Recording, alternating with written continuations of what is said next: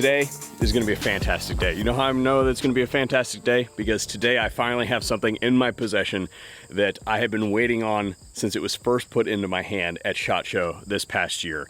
And to put that in perspective, today is late August as of the filming of the video. I don't know when this video will actually publish due to YouTube problems and things like that. But that aside, what we're talking about is this beast right here. This is a bolt carrier group from Walker Defense Research. Now, you've seen some stuff across the interweb as well as here from Walker Defense Research. They're most prolifically known for their Nero compensator. It's a direct laser centered Inconel brake that is known for inducing negative muzzle flip, as in it drives your muzzle down. So instead of you feeling the recoil impulse like this, it actually pulls the rifle away from you. It's a fantastic product, and of course we'll have that linked in the description box down below and all the relevant places for you to go check that out. But what makes this thing special is that this is a titanium bolt carrier group. Now, that is not as simple as just cutting a bolt carrier group out of titanium. There are lots of problems making high impact parts out of titanium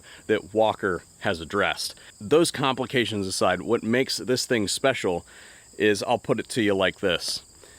You ever pick something up or somebody hands something to you and you have a perceived weight that that thing should be, as in you kind of know that if somebody's going to hand you a bowling ball, you need to exert roughly 15 to 20 pounds of upward force when they hand you that bowling ball so you don't drop it on your foot, right? Same thing when you've got something like this that you've handled before. You put it in your hand and you expect a certain weight when somebody hands it to you. When Drew Walker from Walker Defense walked up to me and handed me this at SHOT Show, I went like this. This thing is so stinking light that I was like, holy freaking crap, what did you do? So before we get carried away and... carried away? It's a bolt carrier. Never mind. As you guys have seen this one before, this is the one with the rifle speed gas control there. And it's got a highly visual indicator for the gas block. We're gonna shove this carrier, and they also were kind enough to send me one of their full weight carriers, and basically what we're gonna see is how much less gas it takes to operate this titanium bolt carrier group.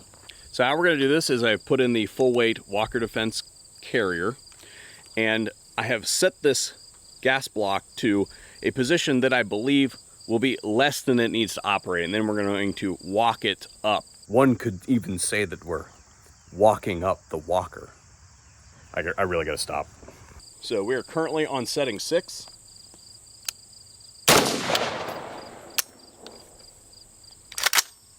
Give it another try.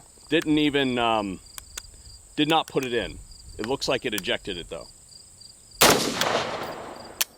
Yeah. Yep. We're getting ejection without putting it in. We're gonna go up to setting 7.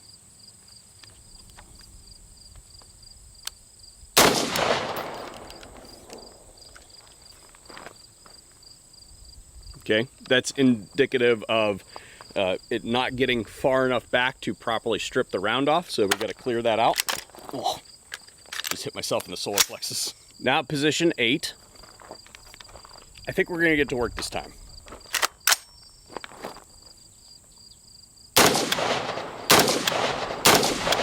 Yeah, I would call that reliable at this point in time. So now we're gonna go ahead and swap out for the titanium bolt carrier group. Still at position 8.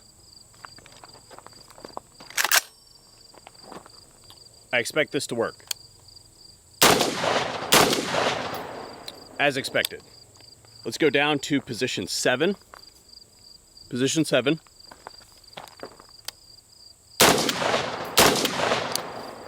As expected. Now, let's go down to position 6. I don't know, boys and girls.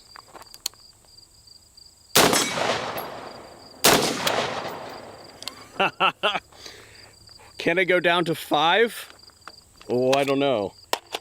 We have some ammunition left. See if it'll cycle at 5. No, will not cycle at 5. You know what? We'll give it a... I saw it eject. We'll give it another chance.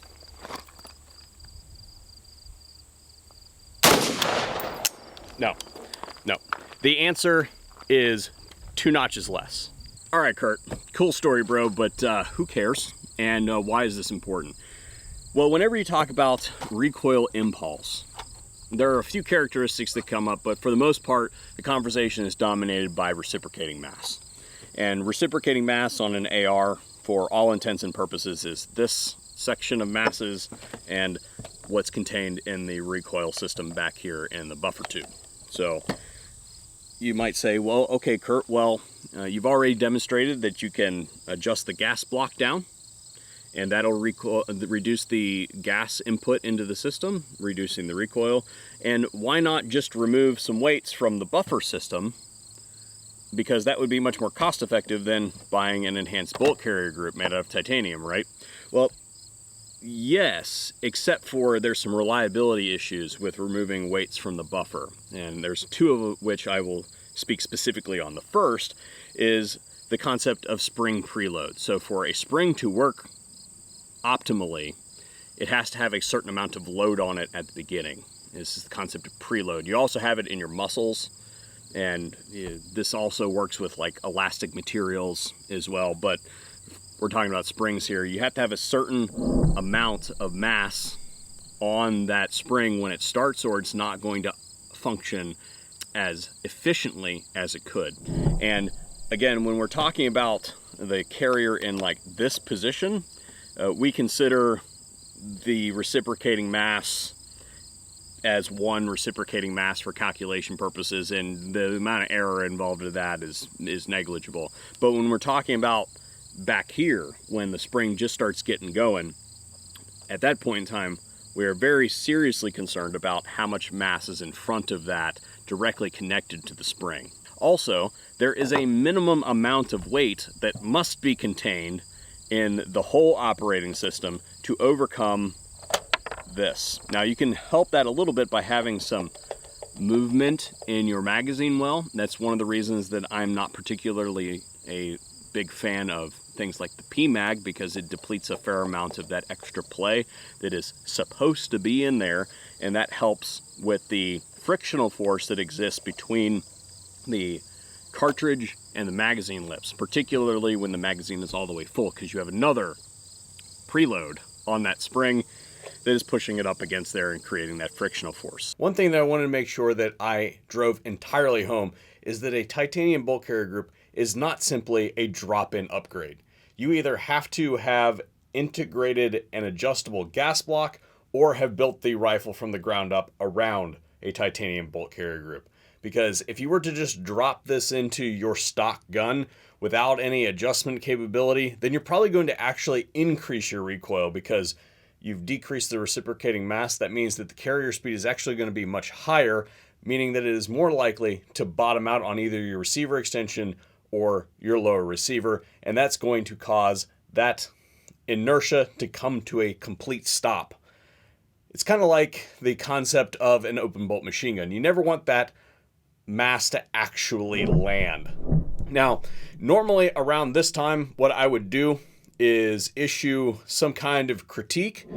However, I can't really find anything wrong with this. There's a few things that I look for on bolt carrier groups. One of the things that I like that they didn't do is they didn't extend the DLC on the carrier all the way up onto the bolt. That's a mistake that I've seen companies make before. So it's cool that they didn't do that. They didn't fall for that trap.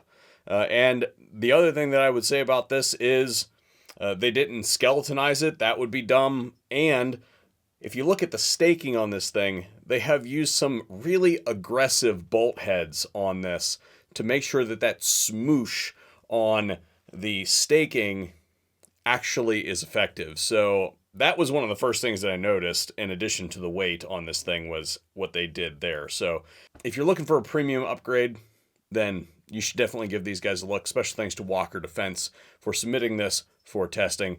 Oh yeah, I forgot.